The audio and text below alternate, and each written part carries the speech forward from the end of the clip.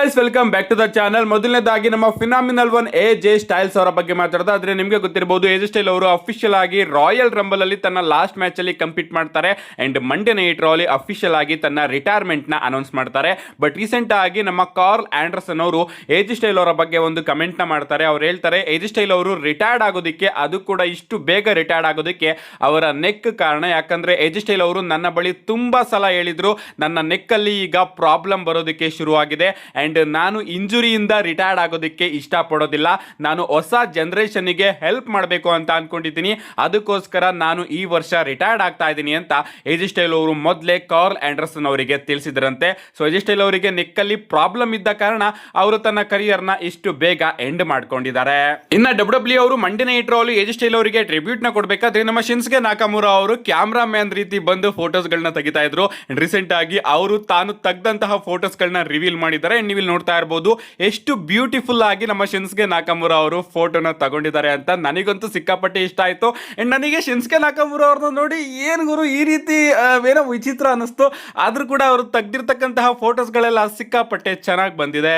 Next update ಕಡೆ ಬರೋದಾದ್ರೆ recent ಆಗಿ ಬ್ರಾಕ್ ಲೆಸ್ನರ್ ಅವರ ಮಗನ ಫೋಟೋ ಸಿಕ್ಕಾಪಟ್ಟೆ ವೈರಲ್ ಆಗ್ತಾ ಇದೆ. ನೀವು ಇಲ್ಲಿ ನೋಡ್ತಾ ಇರಬಹುದು, ಇವರು ಬ್ರಾಕ್ ಲೆಸ್ನರ್ ಅವರ ಮಗ ತುರ್ಕ್ ಲೇಸ್ನರ್ ಅಂತ. ಅಂಡ್ ಇವರು ರೀಸೆಂಟ್ ಆಗಿ ಒಂದು ಹಾಕಿ ಗೇಮ್ ಅಲ್ಲಿ ಸ್ಪಾಟ್ ಆಗಿ ಇವರು ಈಗ ಸಿಕ್ಕಾಪಟ್ಟೆ ವೈರಲ್ ಆಗ್ತಾ ಇದ್ದಾರೆ. ಸೊ ಇನ್ನು ಕೂಡ ಚಿಕ್ಕ ಏಜು ಅಂಡ್ ಬ್ರಾಕ್ ಲೇಸ್ನರ್ ಅವರ ರೀತಿನೇ ಇವರು ಕೂಡ ಕಾಣಿಸ್ತಾ ಇದ್ದಾರೆ.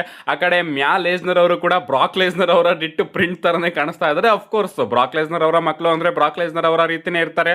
ಏನೇ ಆಗ್ಲಿ, ಮ್ಯಾ ಲೇಸ್ನರ್ ಹಾಗೆ ತುರ್ಕ್ ಲೇಸ್ನರ್ ಅವರು ಮುಂದೆ ಏನಾದ್ರೂ WWE ಗೆ ಬಂದ್ರೆ ನಿಜವಾಗ್ಲೂ ಕೂಡ ಅವರ ಫ್ಯೂಚರ್ ಚೆನ್ನಾಗಿರುತ್ತೆ. ನೆಕ್ಸ್ಟ್ ಅಪ್ಡೇಟ್ ಕಡೆ ಬರೋದಾದ್ರೆ ಇದಿರ್ತಕ್ಕಂಥದ್ದು ನಮ್ಮ ಅಮೆರಿಕನ್ ನೈಟ್ ಮೇರ್ ಕೋಡಿ ರೋಡ್ಸ್ ಅವರ ಬಗ್ಗೆ. ರೀಸೆಂಟ್ ಆಗಿ ನಮ್ಮ ಕೋಡಿ ರೋಡ್ಸ್ ಅವರು ESPN ಅವರ ಜೊತೆ ಒಂದು ಇಂಟರ್ವ್ಯೂ ಅಲ್ಲಿ ನೋಡೋದಕ್ಕೆ ಸಿಗ್ತಾರೆ ಅಂಡ್ ಅಲ್ಲಿ ಅವರ ಬಳಿ ಪ್ರಶ್ನೆ ಕೇಳಲಾಗುತ್ತೆ, ಟ್ರಿಪಲ್ ಎಚ್ ಅವರು ಆದ್ಮೇಲೆ ಹೆಡ್ ಆಫ್ ಕ್ರಿಯೇಟಿವ್ ಅಲ್ಲಿ ಯಾರ್ಯಾರನ್ನ ನೀವು ನೋಡಬಹುದು, ಸದ್ಯಕ್ಕೆ WWE ಕಂಪನಿಯಲ್ಲಿ ಆಕ್ಟಿವ್ ಆಗಿರ್ತಕ್ಕಂತಹ ಸೂಪರ್ ಸ್ಟಾರ್ಸ್ ಗಳಲ್ಲಿ ಯಾರಾದ್ರೂ ಟ್ರಿಪಲ್ ಎಚ್ ಅವರ ಜಾಗನ ತಗೋಬಹುದಾ ಅಂತ ನಮ್ಮ ಕೋಡಿ ರೋಡ್ಸ್ ಅವರ ಬಳಿ ಪ್ರಶ್ನೆನ ಕೇಳಿದಾಗ ನಮ್ಮ ಕೋಡಿ ರೋಡ್ಸ್ ಅವರು ಮೊದಲನೇದಾಗಿ ಅಫ್ಕೋರ್ಸ್ ನಾನೇ ತಗೋಬಹುದು, ಯಾಕಂದ್ರೆ ನನಗೆ ಗೊತ್ತು ಈ ಒಂದು ಬಿಸ್ನೆಸ್ ಯಾವ ರೀತಿ ವರ್ಕ್ ಆಗುತ್ತೆ ಅಂತ. ಸೊ ನಂಬರ್ 1 ನಲ್ಲಿ ಅಫ್ಕೋರ್ಸ್ ನಾನು ನನ್ನನ್ನೇ ಇಟ್ಕೊಳ್ತೀನಿ. ಅದಾದ್ಮೇಲೆ ಸಿಎಂ ಪಂಕ್ ಅವರು ಕೂಡ ಈ ಒಂದು ಬಿಸ್ನೆಸ್ ನ ಈಗ ಚೆನ್ನಾಗಿ ಕಲಿತಾ ಇದ್ದಾರೆ.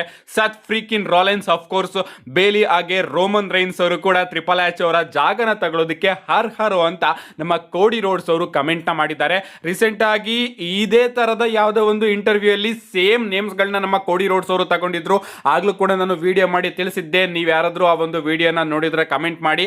ಅಂಡ್ ಲೇಟೆಸ್ಟ್ ವಿಡಿಯೋದಲ್ಲೂ ಕೂಡ ನಮ್ಮ ಕೋಡಿ ರೋಡ್ಸ್ ಅವರು ಸ್ಟೇಟ್ಮೆಂಟ್ ನ ಕೊಟ್ಟಿದ್ದಾರೆ, ಟ್ರಿಪಲ್ ಎಚ್ ಅವರು ಹೆಡ್ ಆಫ್ ಕ್ರಿಯೇಟಿವ್ ಇಂದ ಹೊರಗಡೆ ಹೋದ್ಮೇಲೆ ಪ್ರಾಬಬ್ಲಿ ನಾನು, ಸಿಎಂ ಪಂಕ್, ಸೆತ್ ರೋಲಿನ್ಸ್, ಬೇಲಿ ಅಥವಾ ರೋಮನ್ ರೈನ್ಸ್ ಇಷ್ಟು ಜನರಲ್ಲಿ ಯಾರಾದ್ರೂ ಆ ಒಂದು ಜಾಗನ ತುಂಬಿಸಬಹುದು, ಯಾಕಂದ್ರೆ ನಾವೆಲ್ಲರೂ ಕೂಡ ಕೇಪಬಲ್ ಆಗಿದೀವಿ ಅಂತ ನಮ್ಮ ಕೋಡಿ ರೋಡ್ಸ್ ಅವರು ಅಭಿಪ್ರಾಯ ಪಟ್ಟಿದ್ದಾರೆ.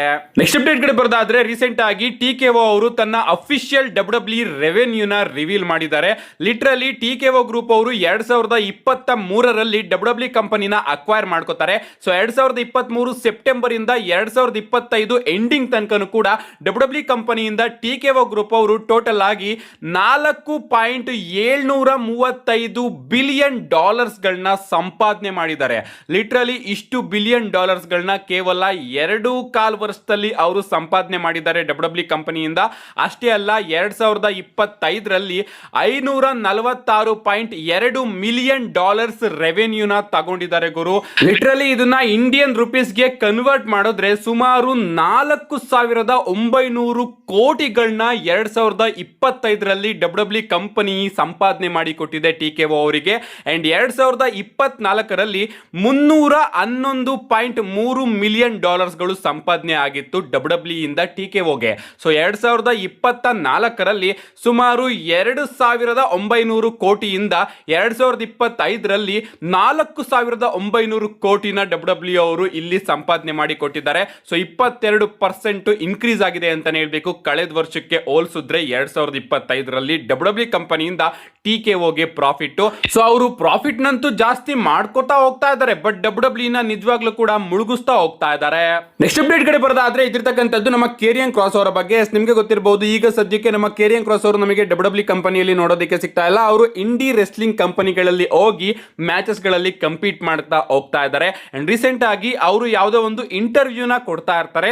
ಅಂಡ್ ಆ ಒಂದು ಇಂಟರ್ವ್ಯೂ ಮಧ್ಯದಲ್ಲೇ ಅವರಿಗೆ ನಮ್ಮ ಪಾಲ್ ಹಿಮೆನ್ ಅವರ ಕಡೆಯಿಂದ ಒಂದು ಮೆಸೇಜ್ ಡ್ರಾಪ್ ಆಗುತ್ತೆ.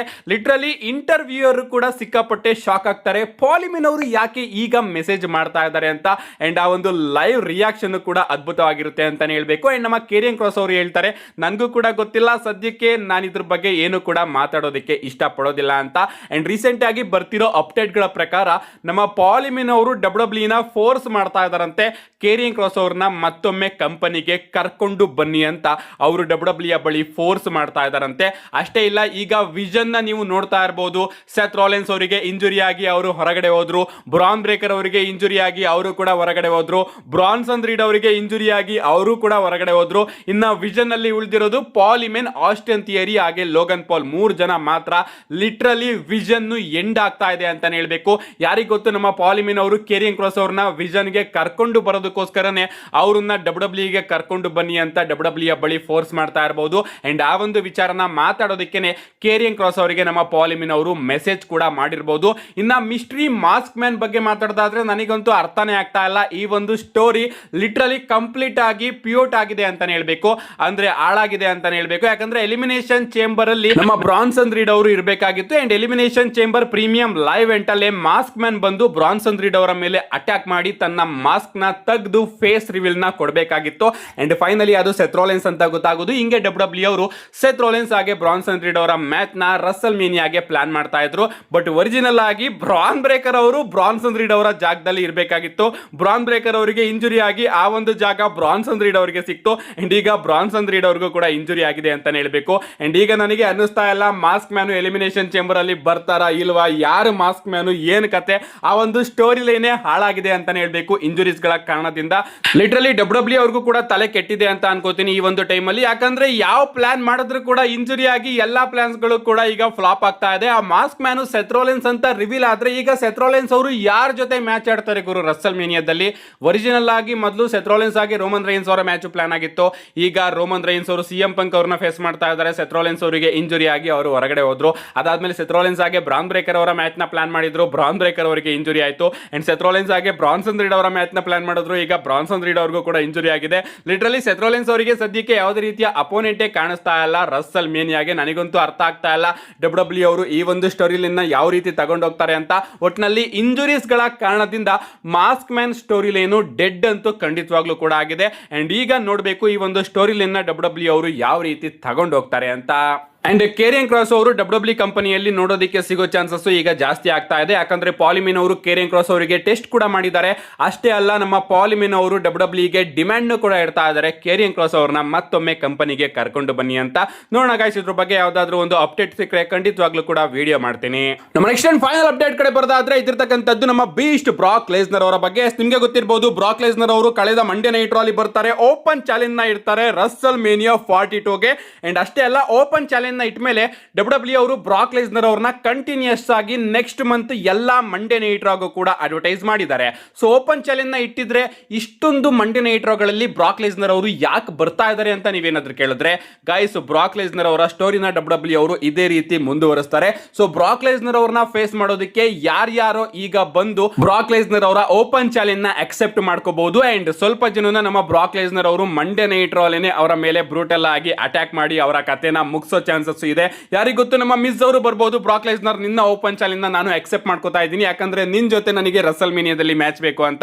ಬಟ್ ಡಬ್ಲ್ಯೂ ಅವರು ಬ್ರಾಕ್ ಲೆಸ್ನರ್ ಆಗಿ ಮಿಸ್ ಅವರ ಮ್ಯಾಚ್ ನ ಪ್ಲಾನ್ ಮಾಡ್ತಾರ, ಬ್ರಾಕ್ ಲೆಸ್ನರ್ ಅವರು ಮಿಸ್ ಅವರ ಮೇಲೆ ಹಂಗೆ ಅಟ್ಯಾಕ್ ಮಾಡಬಹುದು. ಸೊ ಪ್ರತಿ ವಾರನೂ ಕೂಡ ಒಬ್ಬೊಬ್ರು ಬಂದ್ರು ಬ್ರಾಕ್ ಲೆಸ್ನರ್ ನಿನ್ನ ರಸಲ್ ಮೇನಿಯಾ ಓಪನ್ ಚಾಲೆಂಜ್ ನಾನು ಅಕ್ಸೆಪ್ಟ್ ಮಾಡ್ಕೋತಾ ಇದ್ದೀನಿ ಅಂತ ಹೇಳ್ಬಹುದು. ಬಟ್ ಅವ್ರು ಯಾರು ಕೂಡ ಬ್ರಾಕ್ ಲೆಸ್ನರ್ ಅವ್ರನ್ನ ರಸಲ್ ಮೇನಿಯಾದಲ್ಲಿ ಫೇಸ್ ಮಾಡೋದಕ್ಕೆ ಕೇಪಬಲ್ ಆಗಿರೋದಿಲ್ಲ.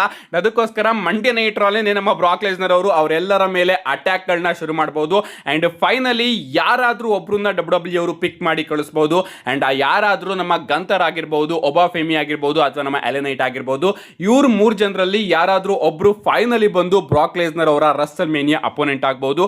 ಈ ಒಂದು ಸ್ಟೋರಿ ಲೈನ್ ಡಬ್ಲ್ಯೂ ಅವರು ತಗೊಂಡು ಬರ್ತಾರೆ ಅಂತ ಅನ್ಸುತ್ತೆ. ನಿಮ್ಗೆ ಅನ್ಸುತ್ತೆ ಇದ್ರ ಬಗ್ಗೆ ನಿಮ್ಮ ಅನಿಸಿಕೆನ ಕಮೆಂಟ್ ಮಾಡಿ ಅಂತ ಹೇಳ್ತಾ, see you guys in my next video.